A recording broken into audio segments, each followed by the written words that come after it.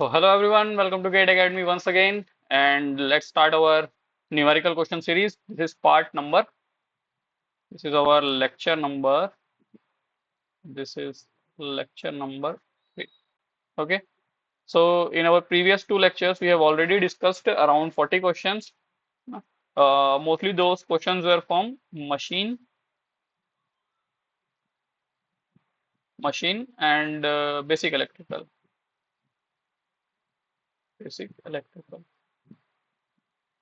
Okay. तो ये दोनों पार्ट से आपको ज्यादा क्वेश्चंस देखने को मिलेंगे आपके आरआरबी के एग्जाम में भी, और जनरली जो मोस्टली जो न्यूमेरिकल वाला पार्ट है वो आपको बेसिक इलेक्ट्रिकल से देखने को मिलता है। कुछ कुछ चीजों चीजें आपको मशीन से भी क्वेश्चंस देखने को मिलेंगी, तो आपको कुछ क्वेश्चंस पावर सिस्टम से भी देखने को मिलेंगे, मेजरमेंट से भी देखने को मिलेंगे। तो कैसे टाइप के मिलेंगे वो मैं आपको बताते जाऊंगा, है ना। तो हम लोग ने बेसिक इलेक्ट्रिकल और मशीन्स के ज्यादातर क्वेश्चन अभी तक देखे हैं, आगे भी बहुत सारे क्वेश्चन देखेंगे, और उसके बाद मैं मिक्स करते जाऊंगा जो भी और डिफरेंट डिफरेंट सब्जेक्ट्स हैं जहाँ से छोटे छोटे क्वेश्चन आपके बन सकते हैं। क्लियर? ठीक है। चलिए तो हम लोग स्टार्ट करते हैं अपना सेशन आज का, जिसमें हम लोग और नेक्स्ट 20 क्वेश्चंस को हम लोग सॉल्व करेंगे। हर सेशन में हम लोग कोशिश करते हैं कि अराउंड 30 मिनट्स में 35 मिनट्स में 20 क्वेश्चंस हम लोग सॉल्व करें ना। But before starting, let me once again draw your attention to our courses by GATE Academy for RRB JE 2024। जैसा कि आप लोग जान रहे हैं, सीबीटी 1 का रिजल्ट आ चुका है। सीबीटी 2 की अगर आपको तैयारी करनी है तो सीबीटी 2, इररेस्पेक्टिव ऑफ आप कोई से भी ब्रांच के रहें, आपके लिए सीबीटी 2 का पूरा कोर्स, मतलब एक टेस्ट सीरीज के भी प्राइस से कम कोर्स में हम लोग आपको प्रोवाइड कर रहे हैं 499 में, जिसमें आपको पूरे जो सिलेबस के अकॉर्डिंग, एग्जाम के पैटर्न के अकॉर्डिंग और एग्जाम के लेवल के अकॉर्डिंग आपको तैयारी यहाँ पे कराई जाएगी, है ना। तो बिल्कुल आप इसको जाके अवेल कर सकते हैं। 500 रुपीज बहुत ही नॉमिनल है। किसी का कोई टॉपिक लगता है, किसी को बहुत वीक है, किसी का कोई पार्ट ऐसा लग रहा है कि यार मेरे पास इसके नोट्स प्रॉपरली अवेलेबल नहीं है, तो आप जरूर उस कोर्स को अवेल कर लीजिएगा, है ना। चलो आगे देखते हैं हम लोग के जो हमारे गेट 2026 के कोर्सेज है, 2027 के कोर्सेज हैं, और हमारे पास गेट 2028 के कोर्सेज हैं, और बहुत ही मिनिमम प्राइस में है ये। आप कहीं से भी आप कंपेयर करके देख लीजिए, और आपको जान ही रहे हैं कि गेट एकेडमी का जो कंटेंट है वो one of the best content है आपके पास। क्लियर? और हमारे पास और जो डिफरेंट कोर्सेस इसमें से हमारा है आरआरबी जेई, एसएससी जेई 2025 का भी नोटिफिकेशन लगभग आने ही वाला है, मतलब मालूम चल गया है कि भाई आने वाली है। तो 777 रुपीज का हम लोग ने उसका कोर्स लॉन्च किया हुआ है। एक कैंपस रिक्रूटमेंट ट्रेनिंग का कोर्स है हमारे पास। ऑल स्टेट एई एग्जाम का आप तैयारी कर सकते हैं। एक स्मार्ट कोर्सेज हैं, ईएससी के नॉन टेक कोर्सेज हैं, गेट के सब्जेक्ट वाइज और कॉम्बो कोर्सेज भी अवेलेबल हैं। यूपीपीएससी ए, ये अभी एग्जाम आपका रिसेंट में होने वाला है ना। और इस एग्जाम के लिए बहुत ही अच्छे तरीके से एग्जाम के सिलेबस के अकॉर्डिंग, एग्जाम के पैटर्न के अकॉर्डिंग, जो लेवल है उसके अकॉर्डिंग, जो हमारे फैकल्टीज हैं वो क्या कर रहे हैं, इसके लिए हम लोग प्रिपेयर करवा रहे हैं आपको यूपीपीएससी ए का, है ना। और मात्र 1111 रुपए में, है ना। तो इससे अच्छा, इससे बेटर कोर्स आपको और नहीं मिलेगा। जरूर एक गेट एकेडमी के ऐप में जाइए, वहां पे आप देख सकते हैं इसको। ठीक है। ऑनलाइन टेस्ट सीरीज है हमारे पास गेट 2025 के लिए, अराउंड 76 टेस्ट हम लोग वहां पे आपको प्रोवाइड कर रहे हैं। आप इसको भी अवेल कर सकते हैं अगर आप गेट की प्रिपरेशन कर रहे हैं। प्लस अगर आपको चाहिए एप्टीट्यूड की बुक, तो हम लोग ने एप्टीट्यूड की ई बुक भी लॉन्च कर दी है ना। गेट एप्टीट्यूड की ई बुक भी लॉन्च कर दी है, आप इसको भी अवेल कर सकते हैं। ठीक है। चलिए तो हम लोग अब शुरुआत करते हैं हमारे क्वेश्चंस की।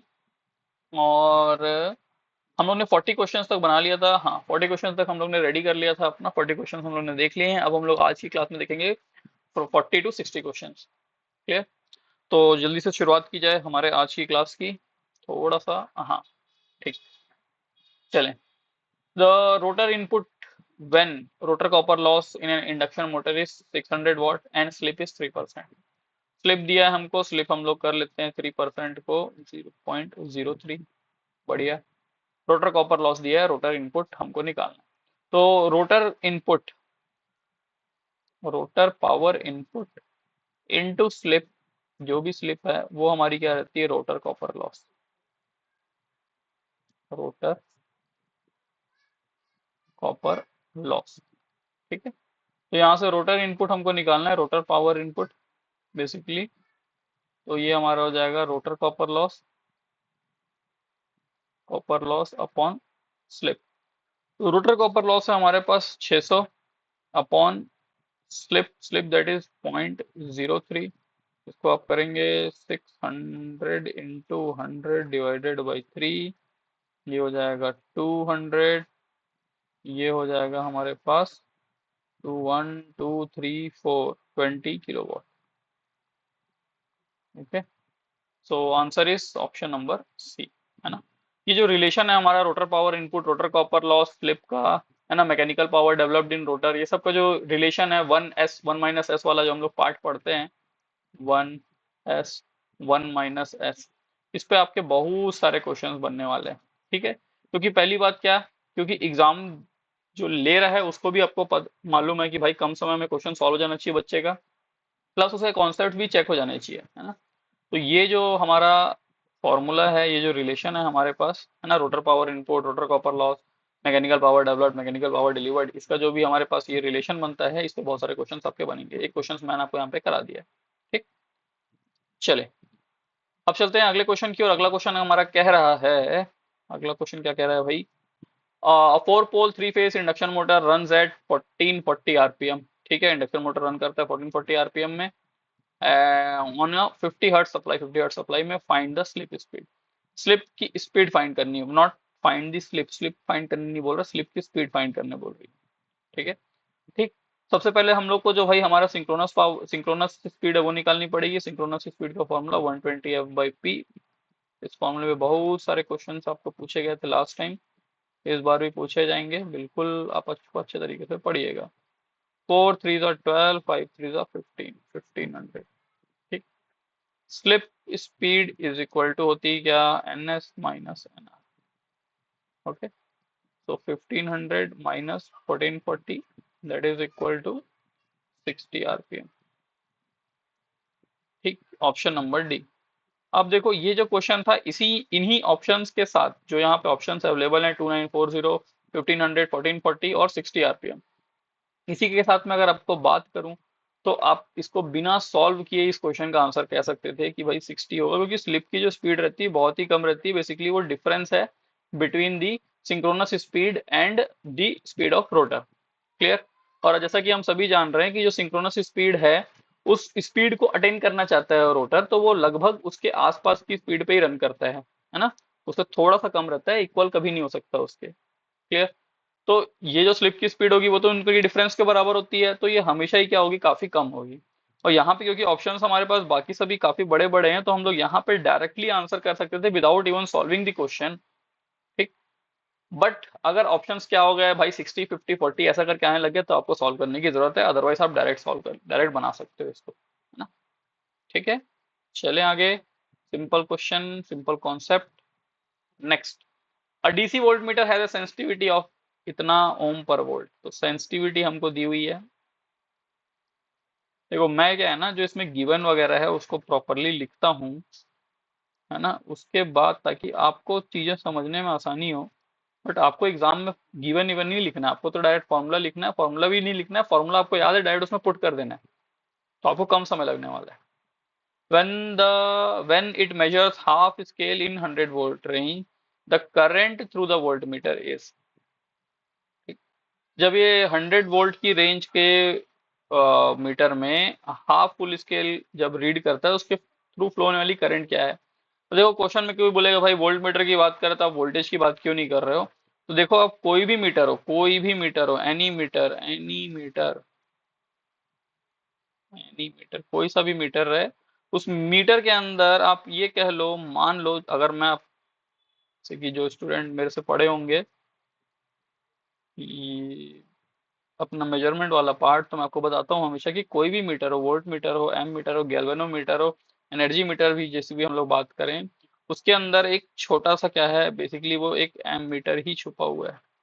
क्योंकि विदाउट करंट इलेक्ट्रोमैकेनिकल कन्वर्जन नहीं होता है, तो ये आप कह सकते हो उसके अंदर एक एम मीटर ही है। ठीक है ना, उसको हम लोग बस स्केल कर लेते हैं कि भाई हाँ इतना करंट दिखाएगा, तो आप इसको इतना वोल्टेज मान लेना टाइप से।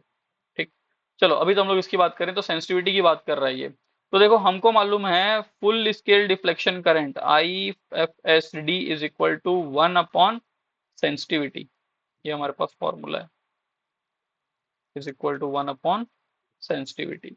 हमारे पास सेंसिटिविटी क्या है भैया, सेंसिटिविटी है 1000 की, आई फुल स्केल डिवीजन। ठीक है, ओम पर वोल्ट। क्लियर। अब इसको हम लोग सॉल्व करेंगे, तो ये कितना आएगा 10 टू द पावर, तो ये हो जाएगा 1 मिली एम्पियर, है ना। ये 10⁻³ ऊपर जाएगा तो ये क्या बनेगा, 1 मिली एम्पियर बनेगा बेसिकली। अब ये कह रहा है कि भाई हमने उससे कितना, हाफ फुल स्केल की रीडिंग की बात कर रहा है। फुल स्केल रीडिंग की बात करता तो हमारा आंसर हो जाता है क्या, 1 मिली एम्पियर। बट हमारा क्वेश्चन पूछ रहा है half full scale reading, half full scale deflection, ये हो जाएगा हमारे फुल स्केल डिफ्लेक्शन का आधा। तो ये हो जाएगा हमारे 1 मिली एम्पियर का आधा। 1 मिली एम्पियर का आधा means 0.5 milliampere. 0.5 milliampere है क्या, बिल्कुल अवेलेबल है, that is option number D. ठीक है, तो ध्यान देना यार, आपसे फुल स्केल डिफ्लेक्शन के बारे में पूछेगा कि यहाँ पे हमसे साफ साफ पूछा है हाफ स्केल डिफ्लेक्शन क्या, है ना। मैं कुछ अच्छे क्वेश्चंस भी लेके आया हूँ जिसमें आप क्वेश्चंस के लैंग्वेज में भी थोड़े फंसोगे, उस टाइप की चीजें भी मैं आपको यहाँ पे करा दे रहा हूँ ताकि आप एग्जाम में जाके चीजों में ना उलझ जाओ। ठीक, तो आंसर आ गया हमारा 0.5 मिली एम्पियर। क्लियर। चलिए, नेक्स्ट क्वेश्चन कह रहा है 2 वोल्ट मीटर ऑफ इतना इतना range are connected in parallel, ये 1 voltmeter is moving iron type reads 200 volt. भैया दो हमारे पास वोल्ट मीटर है, voltmeter 1 and second one is voltmeter 2। दोनों का रेंज बराबर है, दोनों पैरेलल में कनेक्टेड है, और एक सोर्स के बाद, क्योंकि दोनों पैरेलल में कनेक्टेड होंगे दिस मीन्स दैट उनके अक्रॉस जो भी वोल्टेज होगा वो क्या होगा, सेम होगा, और दोनों को सेम वोल्टेज रीड करना चाहिए। ठीक, लेकिन बोल रहा है कि एक टाइप का जो वोल्ट मीटर है, 1 voltmeter is moving iron type, moving iron type volt meter है ये, moving iron type volt meter है ये, जो कि क्या कर रहा है, 200 वोल्ट रीड कर रहा है। ठीक है भाई, आरएमएस वैल्यू बता दिया ये। If the other is PMMC instrument, PMMC, ये पीएमएमसी टाइप का है, permanent magnet moving coil instrument, तो इसकी रीडिंग क्या होगी। ठीक, अब क्योंकि moving iron instrument RMS value को शो करता है, तो पीएमएमसी इंस्ट्रूमेंट क्योंकि ये क्या है, एसी के लिए है, तो हमारा ये पीएमएमसी इंस्ट्रूमेंट एसी पे वर्क नहीं करेगा, और ये क्या रीडिंग शो करेगा, ये रीडिंग शो करेगा जीरो की। क्लियर, ये रीडिंग शो करेगा जीरो की। ऐसा नहीं लिखा कहीं पे भी कि भाई हम लोगों ने, देखो यहाँ पे लिखा है, चलो ठीक, यहाँ पे लिखा भी है एसी सर्किट में हम लोग ने इसको कनेक्ट किया है, क्योंकि हम लोग ने एसी सर्किट में कनेक्ट किया है और पीएमएमसी इंस्ट्रूमेंट है, तो वो क्या करेगा, डिफ्लेक्शन नहीं शो करेगा, लेकिन एमआई इंस्ट्रूमेंट वहां पे शो करता है। क्लियर ना। तो ये हमारे एक बेसिक, बहुत ही बेसिक से कॉन्सेप्ट के ऊपर बेस्ड क्वेश्चन था, बट अच्छा क्वेश्चन है। कई क्या करेंगे, यहाँ से देखो दिक्कत मैं बता रहा हूँ आपको कहाँ पे होगी। अब यहाँ पे आपके पास हमको मालूम चल गया, मान लो ये आपकी आरएमएस वैल्यू दी हुई है, ठीक, आई आरएमएस दिया हुआ है। अब इस पे फॉर्मूला लगा के यहाँ से आई एवरेज निकालने लग जाएंगे, आई एवरेज निकालेंगे तो भाई ये हमारा पीएमएमसी इंस्ट्रूमेंट एवरेज वैल्यू हमको प्रोवाइड करता है बोल करके, और वहीं पे हमारी चीजें क्या हो जाएंगी, गलत हो जाएंगी। तो आपको बिल्कुल सतर्क रहना है, एकदम ध्यानपूर्वक क्वेश्चन को पढ़ना है ना। चलो, तो अगला क्वेश्चन हमारा कह रहा है a current I is equal to 10 + 10 sin t, बहुत बढ़िया, ampere is passing through a moving iron instrument, moving iron type ammeter, एक एमीटर से पास कर रहे, रीडिंग क्या होगी। तो मूविंग आयरन टाइप इंस्ट्रूमेंट क्या करता है, आरएमएस वैल्यू रीड करेगा, और वो हो जाएगी क्या, वो हो जाएगी क्या, ये तो एवरेज है, तो ये हो जाएगा आई डीसी का whole square plus I max upon √2 का होल स्क्वायर, ये हुआ, ये हो जाएगा, ये हो गया 100 प्लस ये 100 सॉल्व करेंगे, ये आ जाएगा 50, दैट इज √अंडर 150 एम्पियर। अब आपके पास जो कैलसी है, अच्छा जरूरत भी नहीं है उसकी यार कैलकुलेटर की, यहाँ तो डायरेक्ट 150 एम्पियर का ऑप्शन हमारे पास अवेलेबल है ना। अब हो सकता है आपके एग्जाम में ये 150 एम्पियर सॉल्व करके इसकी वैल्यू यहाँ लिख दे, है ना। तो आपको उसके लिए क्या करना है भाई, बिल्कुल रेडी रहना है, क्योंकि आपके पास कैलकुलेटर है, आप तुरंत का तुरंत 150 √अंडर 150 निकाल सकते हो। फिर चलें, तो एक मूविंग आयरन टाइप इंस्ट्रूमेंट क्या करता है, हमको आई आरएमएस रीडिंग देता है। अगर वही पीएमएमसी इंस्ट्रूमेंट होता तो क्या करता है, हमारे को एवरेज रीडिंग देता बस। चलो, अगला क्वेश्चन कह रहा है 10 मिली एम्पियर मीटर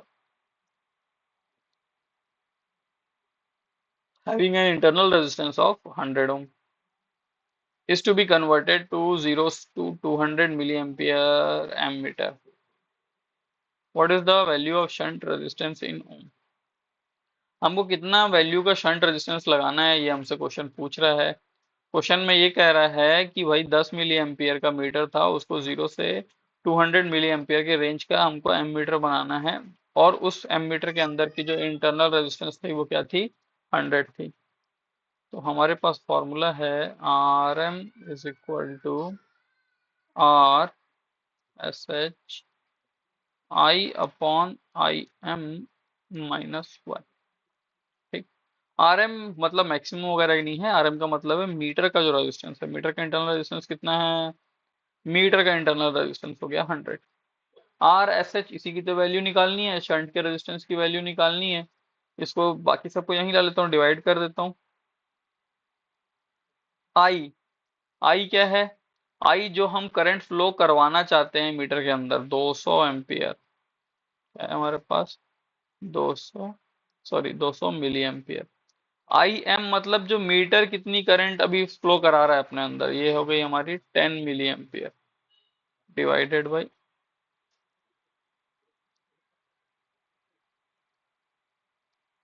-1। ये यहाँ से एक जीरो और ये मिली एम्पियर कैंसल। तो आर एस एच आया 100/20 - 1 19। सॉल्व करेंगे तो मुझे मालूम है ये 5 से थोड़ा सा बड़ा होगा, तो 0.5 पॉइंट, क्योंकि भाई 25 टाइम्स ऑफ 100 होता है, तो 5 से थोड़ा सा बड़ा, 5 तो हो नहीं सकता, 5 से थोड़ा बड़ा एक ही वैल्यू है। तो बिना सॉल्व किए, मतलब बिना इस कैलकुलेशन को किए, मैं बता सकता हूँ कि आंसर होगा 5.26। ठीक है। अब ये जो मैंने बिना कैलकुलेशन, ये जो मैंने यहाँ पे कैलकुलेशन में अपना समय बचाया, मैंने इसके प्रीवियस क्वेश्चन में भी आपको दिखाया ये वाले में, कि आपको सॉल्व करने की रिक्वायरमेंट नहीं है, आप आंसर बता सकते हो डायरेक्टली।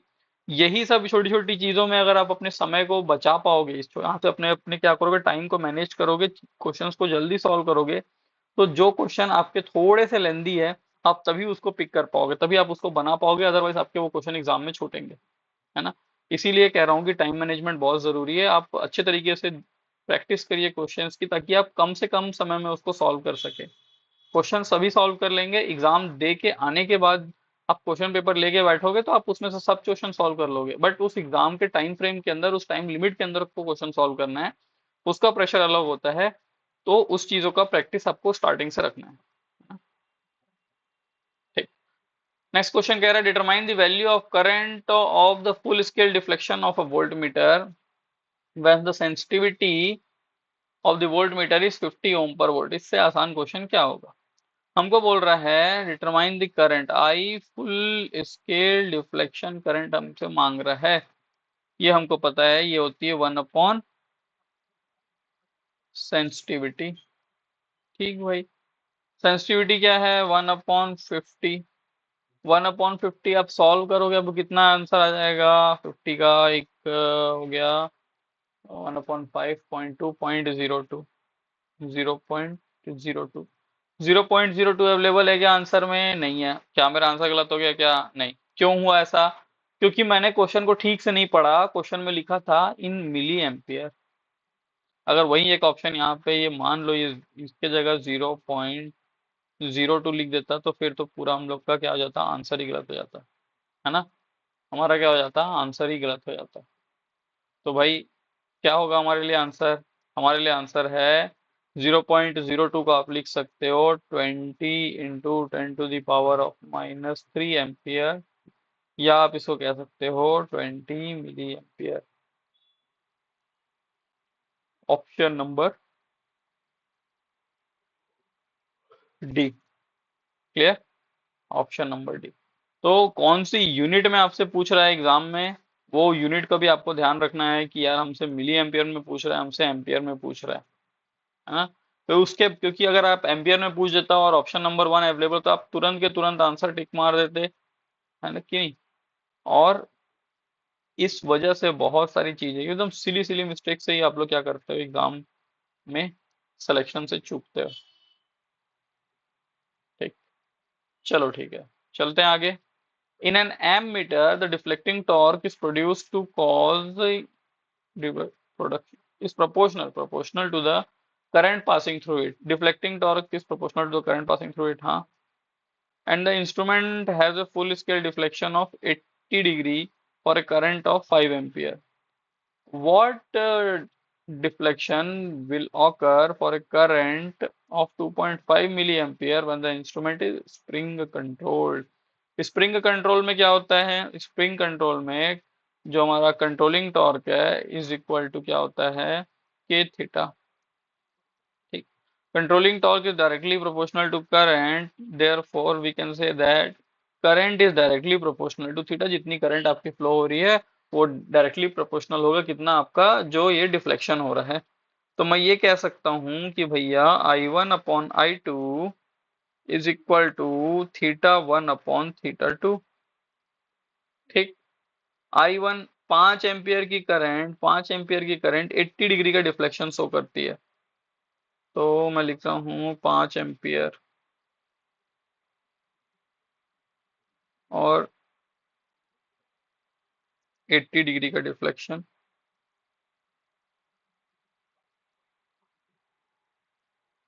और 2.5 एम्पियर का पूछ रहा है. ये हो जाएगा 2 टाइम्स θ2 हो जाएगा क्या? θ2 हो जाएगा 40 डिग्री. दैट इज आंसर का ऑप्शन नंबर डी. क्लियर? अब मैं आपको एक चीज बताऊं. क्या बताऊं? देखो भाई, डायरेक्ट भी आप इस क्वेश्चन को सॉल्व कर सकते हो विदाउट एनी प्रॉब्लम. क्या प्रॉब्लम नहीं होगा? होना क्या चाहिए कि जो हमारा इंस्ट्रूमेंट है स्प्रिंग कंट्रोल होना चाहिए. स्प्रिंग कंट्रोल का इंस्ट्रूमेंट है 5 एम्पियर पे 80 डिग्री शो कर रहा है. तो इसके आधे पे कितना शो करेगा? तो जो भी यहाँ पे वैल्यू रहेगी उसका हाफ कर लेना बस. लेकिन ध्यान रखना स्प्रिंग कंट्रोल के लिए. ठीक है. तो स्प्रिंग कंट्रोल में आप इस तरीके से भी आंसर निकाल सकते हो. और अगर आपको नहीं समझ आ रहा है तो ये तो बेस्ट है. ये क्या है? बेस्ट वे है. क्यों बेस्ट वे है? भाई अब आप इस टाइप के 4-5 क्वेश्चन सॉल्व करोगे ना तो आप डायरेक्टली आंसर देने लग जाओगे without writing the formulas. Okay. चलिए, next question is the multiplying power of a shunt of multimeter millimeter is 8. If the current circuit current is 200 milliampere, then current through the meter is. Circuit की current इतनी है, metre की current कितनी होगी? Multiplying factor दिया है तो हम जान रहे हैं multiplying factor m is equal to I upon multiplying I/IM, where I is जो करंट आपके इसमें 200 मिली एम्पियर की करंट फ्लो हो रही है.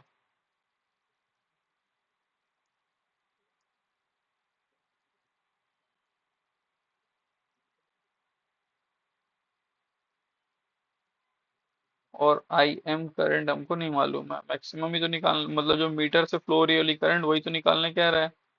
तो I meter will be 200 milliampere divided by m that is multiplying factor that is 8. तो हो जाएगा 8 4 5 5 25 आंसर आएगा इसका.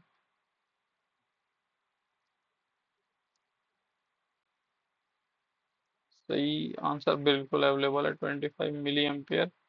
49 का ए. 49 का ऑप्शन नंबर है. अब ये मैं कैसे लाया? भाई 200 मेरा 8 से डिवाइड नहीं हो रहा था, या हो भी रहा है तो मैं डायरेक्टली नहीं कर पा रहा था, तो मैं उसको 4 से डिवाइड कर दिया. 4 से डिवाइड करूंगा 200 को तो आएगा 50. और 50 का जो नीचे फिर से 2 बचा उससे डिवाइड कर दिया, आ गया 25. ठीक. तो आपका कैलकुलेशन भी आपको क्या रखना है भैया? फास्ट रखना है. ओके. चलो next question. The current through a resistor has a waveform as shown in the figure. एक रेजिस्टेंस के थ्रू जो करंट फ्लो हो रही थी उसका वेव फॉर्म कुछ इस तरीके से है. The reading shown by moving coil ammeter. Moving coil via permanent magnet moving coil PMMC instrument. और जब भी हम पीएमएमसी इंस्ट्रूमेंट की बात कर रहे हैं दिस मीन्स दैट वो किसकी बात करेगा? एवरेज वैल्यू की बात करेगा. ठीक है. अब आ जाओ, ये वेव फॉर्म है हमारा, इस वेव फॉर्म को सॉल्व करने जाएंगे तो area under the curve divided by total time period करेंगे। तो ये इसका एरिया निकालना और फिर इसको सब चीज करना, उससे अच्छा है मुझे क्या दिख रहा है, मुझे दिख रहा है कि ये जो वेव फॉर्म बना है, ये वेव फॉर्म है हाफ वेव रेक्टिफायर का, है कि नहीं? हाफ वेव रेक्टिफायर का है।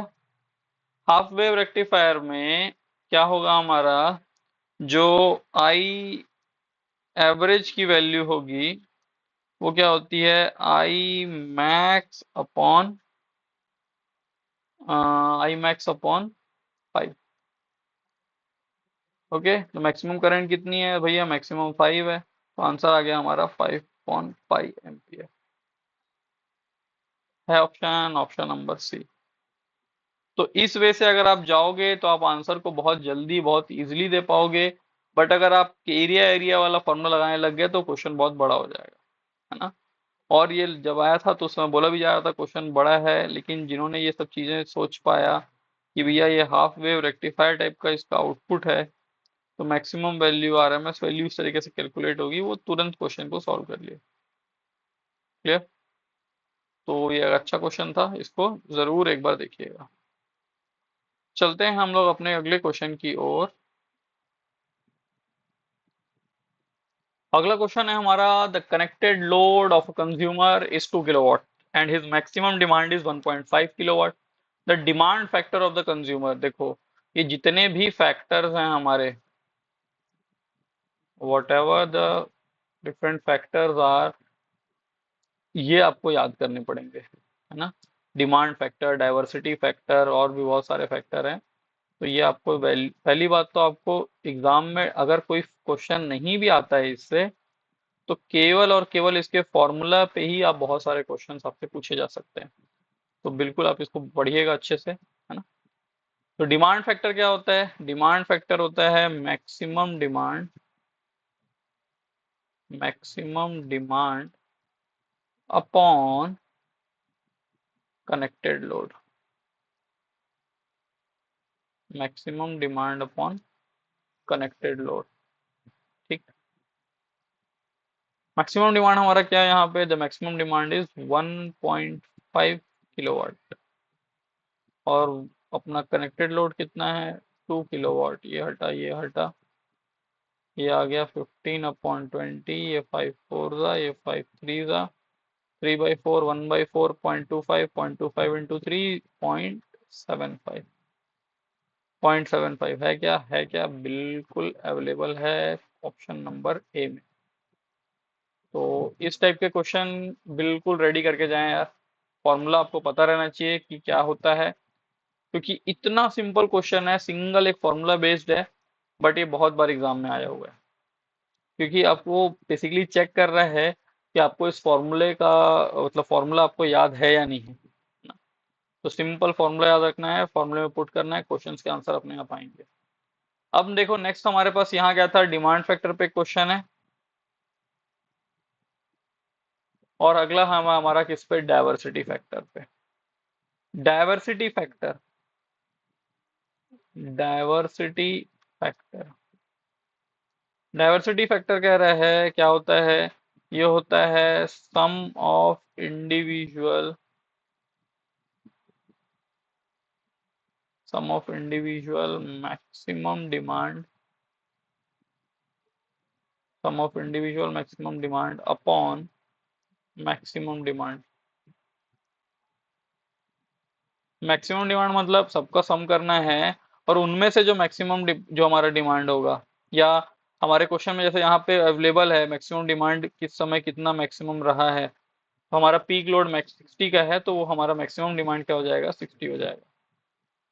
लोड का जो मैक्सिमम डिमांड है, हर एक लोड का मैक्सिमम डिमांड कितना कितना दिया हुआ है भैया, 30 + 20 + 10 + 15, 13 20 10 15, और मैक्सिमम कितना है, ये है 60, 60 30 40 50, 50 + 60 60 70 75, 75/60, एक के जस्ट ऊपर होगा, एक के जस्ट ऊपर होगा, जस्ट ऊपर नहीं है, ये अब सॉल्व करना पड़ जाएगा भैया, 15 15 15 2 ज़ा 4 ज़ा 15 5 ज़ा 1/4, 0.25, 1.25.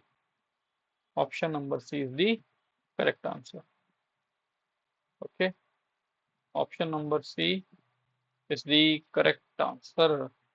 आ जाओ, अगला क्वेश्चन कह रहा है for a power plant maximum demand is 50 watt, maximum demand दिया है and the sum of individual maximum demand, देखो लास्ट टाइम हमको सम करना पड़ा, इस बार दिया हुआ है sum of individual maximum demand. मैं अब फॉर्मूला नहीं लिख रहा, मैं केवल लिख रहा हूं भैया diversity factor is equal to maximum of individual maximum demand 56, maximum demand 50 divided by 56 divided by 50, 1.1.1.12 without solving the question. इस क्वेश्चन 56 by 50 नहीं करते बैठ जाना, आपको समझ आ रहा है कि भाई 50 से थोड़ा सा बड़ा है, बस सॉल्व हो जाएगा। ठीक, दूसरी चीज, आपके एग्जाम में ऐसा क्वेश्चन आएगा कि डायवर्सिटी फैक्टर का जो वैल्यू होता है, डायवर्सिटी फैक्टर की वैल्यू, डायवर्सिटी फैक्टर पहला ऑप्शन बोल देगा इक्वल टू 1, दूसरा ऑप्शन कह देगा लेस देन 1, तीसरा ऑप्शन कह देगा ग्रेटर देन 1, है ना, equal to 1, less than 1, greater 1, ऐसे करके भी क्वेश्चन बहुत सारे बनेंगे। आपको पता रहना चाहिए कि कौन सी वैल्यू, कौन सा फैक्टर की वैल्यू स्मॉलर देन 1 होती है, कौन से फैक्टर की वैल्यू ग्रेटर देन 1 होती है। ठीक, इसका बिल्कुल ध्यान रखिए भैया, आपके लिए बहुत इंपॉर्टेंट है ये। ओके, चलिए, काफी मच्छर काट रहे हैं। Next question. A three-phase 50 hertz induction motor has 8 poles and operates at 20% slip. Find the frequency of rotor current. Rotor current की फ्रीक्वेंसी हमको निकालनी है। ठीक है, रोटर करंट की frequency F dash is equal to slip times of supply frequency. F dash that is, ये क्या है हमारा, यही हमारा रोटर फ्रीक्वेंसी है, यही हमारी रोटर फ्रीक्वेंसी है।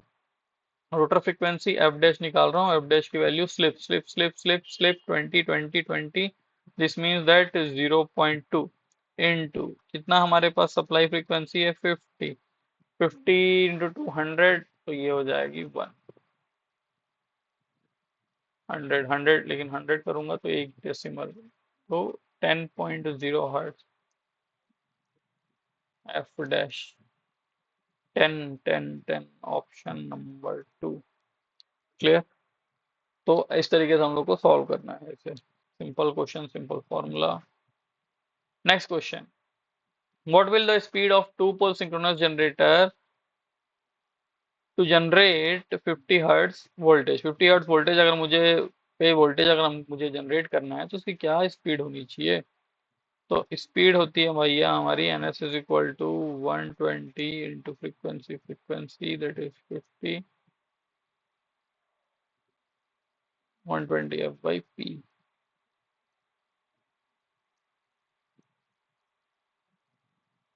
सॉरी 600 लिख दिया, 16 टू 56 5 30 30 और 20,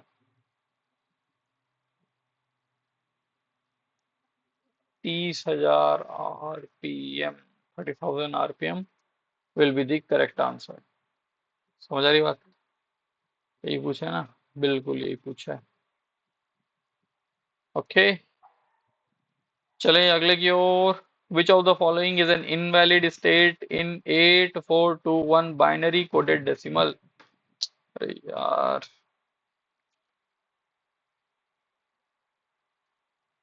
8421 binary coded decimal B C D, जैसा कि मैंने एक लेक्चर लिया है डिजिटल इलेक्ट्रॉनिक्स के ऊपर, क्योंकि वो आपको समझ नहीं आएगा आपको कितना पढ़ना है एग्जाम में, तो मैंने उस लेक्चर में बताया हुआ है कि भाई क्या क्या टॉपिक आपको पढ़ने हैं, वो आप कर लोगे, आपके आरआरबी के लिए सफिशिएंट है वो। फिर न्यूमेरिकल्स भी उसके ऊपर क्वेश्चंस भी कराए हुए हैं मैंने। तो बीसीडी क्या है, बीसीडी अपना है 0 से लेके 9 तक के, अगर हम लोग डेसिमल की बात करें, 0 को आप डिनोट करोगे किसमें, 0 0 0 0 9, किसमें कैसे आएगा 1001, तो 1001 से बड़ा जो भी यहाँ पे होगा आपको उसको कंसिडर नहीं कर सकते आप। ठीक, तो यहाँ पे ये क्या है, यहाँ पे है ये 8 4 8 4 12 1 13 13, तो ये ऑप्शन नंबर 2 दैट इज 13, ये डेसिमल में लिखूं तो 13 नंबर को डिनोट करता है, और 13 को आप डिनोट नहीं कर सकते हो। इसको ऐसा डिनोट करना था, 0001 0011, ये बाइनरी में होता 13, इस तरीके से दिखाया जाता है। क्लियर? तो ये तो हमारा क्या हो गया, ऑप्शन नंबर 2। तो बाइनरी कोडेड डेसिमल का ध्यान रखना, ग्रे कोड का ध्यान रखना ना। Next question, a 220 volt 6 pole 50 hertz single winding single phase induction motor runs at 97% of synchronous speed। Slip slip निकालना है। तो स्लिप निकालने के लिए हमको सिंक्रोनस स्पीड पता होना चाहिए। सिंक्रोनस स्पीड पता होने के लिए 120 एफ, एफ है 50 डिवाइडेड बाई पोल, कितना पोल है 6, 6 टू 12, 20 इंटू ये हो गया 1000 आरपीएम। एनआर की स्पीड कह रहा है क्या, 97% ऑफ एनएस, मतलब 97% ऑफ 1000 आरपीएम। इसका मतलब कहना चाहते हो भाई कि आप 970 आरपीएम की स्पीड पे ही रन कर रहे हो, है ना। अब मैं कह रहा हूं what is the value of slip, slip is equal to NS minus NR upon NS. तो ये हो गया 1000 माइनस 970 डिवाइडेड बाई 1000। ये बच्चा यहाँ से 30 डिवाइडेड बाई 1000। तो 0.03 that is option number 2। Option number 2। Clear? अच्छा क्वेश्चन है थोड़ा, जैसे कि आपको एनआर निकालने में कोई बोले कि एनआर तो दिया नहीं है, परसेंटेज परसेंटेज क्यों लिखा है, 97% निकालूंगा, जरूरी नहीं है कि 100 ही आएगा आरपीएम, यहाँ पे उसकी वैल्यू कुछ और होती तो जरूर दिक्कत होती, बट नहीं है क्वेश्चन, इस वजह से ही ऐसा फ्रेम किया गया है। ओके, चलिए नेक्स्ट क्वेश्चन पे चलते हैं। The multiplying power of shunt of a milliammeter is 4। Multiplying power M क्या होता है, एम होता है I upon I M. I M मतलब जो मीटर से फ्लो होने वाली करंट है, और आई का मतलब जो हम लोग फ्लो कराना चाह रहे हैं। तो मल्टीप्लाइंग पावर की जो वैल्यू है 4 वो दे दिया गया है। If the circuit current is current through the meter, तो ये हमको दिया है 600, और हमको current through meter that is I M निकालना है। तो आई एम कैसे निकलेगा, तो आई एम निकलेगा I upon M. I upon M, I that is किसकी वैल्यू क्या है, 600 है, एम की वैल्यू 4 है, 4 1 4, 4 5 20, 150 ampere, sorry milliampere. 150 milliampere है क्या, बिल्कुल अवेलेबल है, ऑप्शन नंबर 4 एकदम बैठा हुआ है हमारे लिए। चलें, चलिए next question. Copper loss at full load for a 200 kVA transformer is 400 watt। Copper loss दिया हुआ है एंड आयरन लॉस इज 200 वाट, बहुत सही। मैक्सिमम एफिशिएंसी जहां दिखे, मैक्सिमम एफिशिएंसी पॉसिबल तभी है जब आयरन लॉस की वैल्यू हो जाए कॉपर लॉस के बराबर, और हमसे पूछ रहा है मैक्सिमम एफिशिएंसी में टोटल लॉस। तो टोटल लॉस जो है हमारा वो होता है iron loss plus copper loss. Okay, अब क्योंकि हमारे पास जो आयरन लॉस है ये तो क्या है, कांस्टेंट लॉस है, ये फिक्स है। कॉपर लॉस की वैल्यू कितनी हो जाएगी, बिकॉज एट मैक्सिमम एफिशिएंसी और for maximum efficiency iron loss, copper loss की वैल्यू आयरन लॉस के बराबर हो जाती है। तो टोटल लॉस हो जाता है 2 times into iron loss. Total loss will be 2 times into iron loss. 2 into 2 into 200, 2 into 200 कितना हो गया, 400 वॉट। तो answer option number 2। Answer will be option number 2 that is equal to 400 watt. Okay, important question, good question to check your technical आपका check करने के लिए अच्छा question है। तो अब हम लोग चलते हैं अपने आज की सभा समाप्ति की ओर, और आखिरी क्वेश्चन देख लिया जाए। The average demand and maximum demand for a load curve characteristics of load connected to utility system are 30 and 60। 30 और 60 है भाई। Determine the load factor, load factor हमको फाइंड आउट करना है। तो लोड फैक्टर कैसे फाइंड आउट होगा, load factor क्या होता है, load factor load factor, average demand upon maximum demand, average demand upon maximum demand, average demand 30 और maximum demand 60, 30/60, that is 1/2, that is 0.5. Option number B is the correct answer. Clear? So these were the questions from today's lecture. हम लोग ने आज के lecture में 20 question solve किए। मैंने machine के, मैंने पावर सिस्टम के, मैंने मटेरियल्स के क्वेश्चंस लाने के, मैंने बेसिक इलेक्ट्रिकल क्वेश्चंस इसमें लाके मिक्स किए हैं। अगले सेशन में हम लोग और भी क्वेश्चंस को सॉल्व करेंगे, ठीक। But before ending our today's session, let me once again tell you, inform you about the various courses that GATE Academy is running right now for RRB aspirant.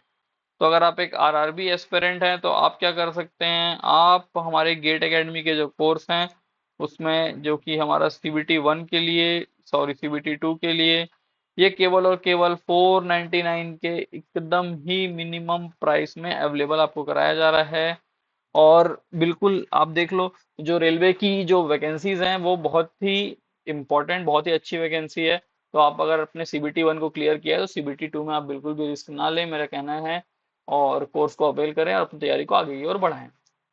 Gate 2026, gate 2027, gate 2028 के हमारे पास different courses available हैं, running course हैं, आप उसको join कर सकते हैं। RRB JE, SSC JE, campus recruitment training, all state AE JE, smart courses, ESC का नॉन टेक का कोर्स हो गया, गेट एक्सटेंशन अगर आपको कराना है 2026 का, यूपीपीएससी एई का प्री और मेन, ये सब हम आपको 777 और 1111 में आपको प्रोवाइड करा रहे हैं।